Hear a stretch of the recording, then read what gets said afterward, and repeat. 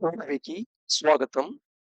A manual to self సూచనలు లేదా సమాచారాన్ని అందించే స్వీయ శోధన సాధనం. తీవ్రమైన మరియు నిజాయితీ గల సహ అభ్యాసకుల కోసం ఈ వీడియోల శ్రేణి వేచి ఉంది. మనం ఇప్పటిదాకా డ్రీమ్స్ గురించి తెలుసుకోవడానికి ప్రయత్నం చేసాం. సో కళల స్వరూప స్వభావాలు గురించి మాట్లాడుకున్నాం గత 5 వీడియోల్లో. సో దాంట్లో ఇండియన్ స్క్రిప్చర్స్ ప్రకారంగా కళల్ని ఎలాగా ఎక్స్‌ప్లెయిన్ చేశారు. అలాగే వివిధ scientific, psychological, neuro sciences theories పరంగా ఏ విధంగా ప్రపోజిషన్ చేశారో, ఈ కళలు ఏర్పడడానికి కారణం, మోడల్స్ ఎలాంటివి చేశారో అనేవి తెలుసుకున్నాం. అయితే న్యూరో సైన్సెస్ చెప్తున్న మోడల్స్‌కి, ఇండియన్ స్క్రిప్చర్స్ యొక్క మోడల్స్‌కి రెండిటి మధ్య కొన్ని సంబంధాలు కనబడుతుంటాయి. ఓన్లీ 2 విషయాలు మటుకు వాళ్ళు కాంటెక్స్ట్‌లో చెప్పరు. ఏమిటయ్యా అంటే పాస్ట్ ఎక్స్‌పీరియన్స్ అంటే ఈ లైఫ్ ఎక్స్‌పీరియన్స్ కింద కన్సిడర్ చేస్తారు. ఇండియన్ స్క్రిప్చర్స్ ప్రకారం పాస్ట్ లైఫ్ ఎక్స్‌పీరియన్స్ అంటే ఈ జన్మకి సంబంధించింది కాదు. పూర్వ జన్మ కూడా సంబంధించిందని యాడ్ చేస్తారు. కారణం ఏంటంటే, ఈ జన్మలో ఏ ఎక్స్‌పీరియన్స్ కాని మ్యాటర్ కూడా దాంట్లో కళ రూపంలో వస్తుంది. దానివల్ల. నెక్స్ట్ నాకు ప్రొఫెటిక్ డ్రీమ్స్‌ని జస్ట్ ఇమాజినేషన్ కింద చెప్తారు. ఇక్కడ ప్రొఫెటిక్ డ్రీమ్స్‌కి ఒక రకమైన ప్రత్యేకమైన విలువ ఉంది. ఇవి సత్యం వైపు ప్రయాణం చేయడానికి పనికొస్తుందన్నమాట. So right.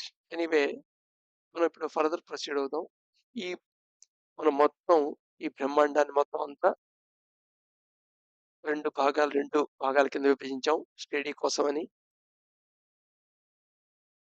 ఒకటేమో క్రియేషన్, రెండోదేమో ఎక్సిస్టెన్స్. ఎక్సిస్టెన్స్‌కి, క్రియేషన్‌కి మధ్యలో ఉండే దాన్ని రింగ్ పాస్ నాట్ అంటారు. ఈ రింగ్ పాస్ నాట్ ఆర్ మహా అనే రీజియన్ ఆవరించబడి బ్రహ్మాండం ఉంటుంది. అంటే ఇక్కడ బ్రహ్మాండం అంటే భూర్భువ స్సువః. భూ, భువ, స్సువః. ఇవి స్సువః మొత్తం వ్యాపించి ఉంటుంది.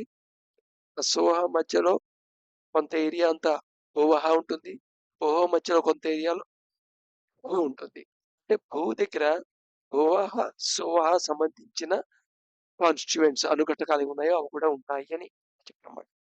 చెప్పాలంటే ఒకదాని నుండి ఒకటి, ఒకదాని నుండి ఒకటి ఏర్పడుతూ వచ్చింది అని చెప్పొచ్చు. సో ఇప్పుడు ఈ మూడిటిలో ఒక ప్రాసెస్‌ని చూద్దాం. మనకు భూలో అనంగానే ఏం కనబడుతుంటది? మన క్లాసిఫికేషన్‌కి ఖాళీ అండ్ థింగ్స్. కొన్ని వస్తువుల సముదాయం. వస్తువులంటే ఇక్కడ నేను జీవులు, నిర్జీవులు ఇద్దరిని కలిపేశాను.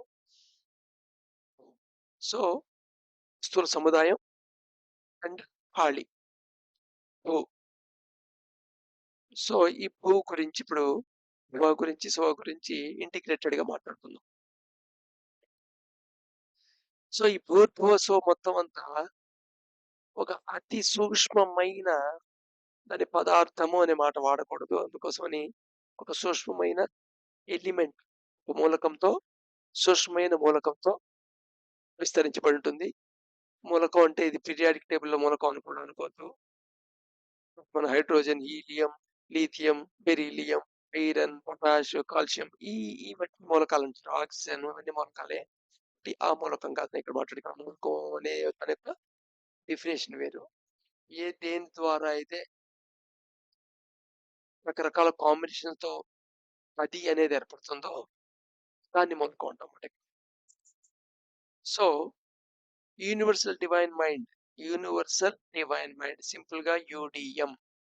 ఇక్కడ కొత్త కొత్త పదాలు ఇక్కడి నుండి దగ్గర దగ్గర ఒక 20 వీడియోలుగా కొత్త పదాలు తెలుసుకోవడం జరుగుతుంది. ఎందుకంటే కొత్త పదాల ఒక ఆవశ్యకత ఉంది. దీనికి ఈక్వివలెంట్ పదాలు దీన్ని వివరించడానికి శాస్త్రాల్లో కొన్ని పదాలు వాడి ఉంటారు. వాస్తవానికి నాకు ఆ పదాలు తెలీదు. ఒకవేళ ఆ పదం తెలిసినా తెలిసిన వాళ్ళకి ఆల్రెడీ ఒక అభిప్రాయం నిగూఢంగా ఏర్పడిపోయి ఉంటుంది. సో, దాన్ని ఎప్పుడైతే ఒకటి తెలుసు అనుకున్నామో, ఇంకా తెలుసుకునే అవకాశం కోల్పోతాం. సో, అందుకని ఒక కొత్త పదం పెట్టుకుంటే తెలుసుకునే అవకాశం మెండుగా ఉంటుంది. సో, యూనివర్సల్ డివైన్ మైండ్ ఇదొక ఫీల్డ్ లాంటిదనమాట. ఇది మొత్తం భూర్భువస్సు మొత్తం అంతా ఆవరి ఆవరించి ఉంటుంది, విస్తరించి ఉంటుంది. ఇది అతి అతి సూక్ష్మమైన ఎలిమెంట్. భూ భువః భూ కంటే భువ సూక్ష్మమైంది. భువ కంటే సువ సూక్ష్మమైంది. సువ కంటే కూడా సూక్ష్మమైన ఎలిమెంట్ అనమాట ఇది. అయితే ఇక్కడ యూనివర్సల్ డివైన్ మైండ్, మైండ్ అనే పదం వాడుతున్నాం గదా! On using the term mind do not consider as a big mind of a big person. సామాన్యంగా మైండ్ అనంగానే మైండ్ మనకు ఉద్దేశంలో ఏముంటుంది చెప్పిన ఏ పదానికైనా మనకి లోపల ఒక అంతర్గతంగా ఒక దాని మీద ఒక అభిప్రాయం, దాని గురించి గతంలో నేర్చుకున్న ఇంప్రెషన్ ఉంటుంది.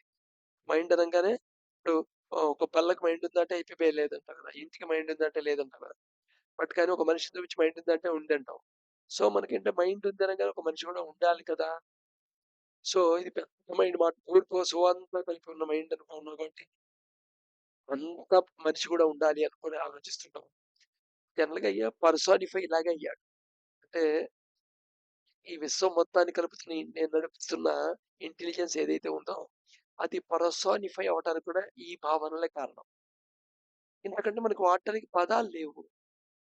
అందుకోసం ఆ పదాలు వాడాల్సొస్తుంది. అందుకని ఆ పదాలని మామూలు పదానికి కొంచెం డిఫరెంట్ అవ్వడం కోసమని, దాని యొక్క లక్షణాన్ని చెప్పేట్టుగానో, దాన్ని స్వభావాన్ని చెప్పేట్టుగానో మనం పదం క్రియేట్ చేస్తుంటాం. Universal divine mind. Of course universal divine mind అనేది నేను క్రియేట్ చేసిన పదం కాదు. ఆల్రెడీ జెన్ యోగా వాళ్ళు దీన్ని విరివిగా వాడుతూ ఉంటారు. So, on using term mind do not consider as a big mind of a big person. ఏదో పెద్ద పర్సన్ యొక్క మైండ్ అనే భావనలోకెళ్ళదు. ఇది అంతర్గతంగా ఉండే మీనింగ్ మనకి. It refers to intelligence. ఏదైతే తెలివి అనేది మొత్తం ఎగ్జిస్టెన్స్ రన్ చేస్తోందో అది ఇది అనుకోవచ్చు మనం. It refers to the intelligence that runs the existence. So, ఎగ్జిస్టెన్స్‌ని రన్ చేస్తున్న ఇంటెలిజెన్స్ అన్నమాట. సో, దీన్ని వాడిన ప్రతి పదము ఒక ఫైల్ కింద ఫార్మ్ అవుతూ ఉండాలి. It is a very subtle element. ఇది చాలా అతి అతి సూక్ష్మమైన మూలకంతో ఏర్పడింది. ఒక రకంగా చెప్పాలంటే ఇది మూలకమా? ఫీల్డా? అనేది కూడా క్లారిటీ చెప్పలేము. అంటే ఏ పదం వాడినా అవి భూకి సంబంధించినవే వాడాల్సొస్తోంది. అది క్లారిఫికేషన్ కోసం చెప్తున్నాం. It is not element like periodic table. Periodic టేబుల్‌లో ఉంటుంది గదా! ఐరను, కాపరు, ఆక్సిజను, నైట్రోజను, కార్బను ఇలాంటి ఎలిమెంట్ కాదు. ఇక్కడ ఎలిమెంట్ అనే పదానికున్న నిర్వచనం వేరు. ఇక్కడ ఎలిమెంట్ అనే దానికున్న నిర్వచనం వేరు. దాన్ని దీన్ని కలిపి అర్థం చేసుకుంటే మటుకు మీకిది సూడో సైన్స్ అయిపోతుంది. We can approximately consider as field. అప్రాక్సిమేట్‌గా దీన్ని ఒక ఫీల్డ్ అనుకోవచ్చు. That pervades భూర్భువస్సువ.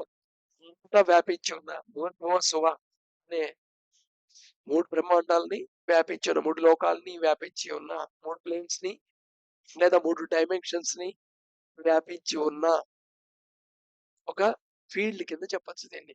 ఫీల్డ్ అన్నమాట.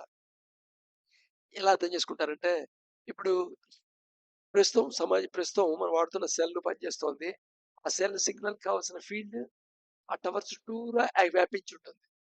ఒక ఊరంతా వ్యాపించుంటుంది. ఊరికి మధ్యలో వ్యాపించుంటుంది. నువ్వు ఎక్కడ సెల్లు ఆన్ చేసినా సెల్ వర్కౌట్ అవుతుంటుంది. సో, అలా అర్థం చేసుకోవచ్చనమాట. సో, అదంతా ఒక ఫీల్డ్. ఫీల్డ్‌లో ఇది వర్కౌట్ చేస్తుంటుంది.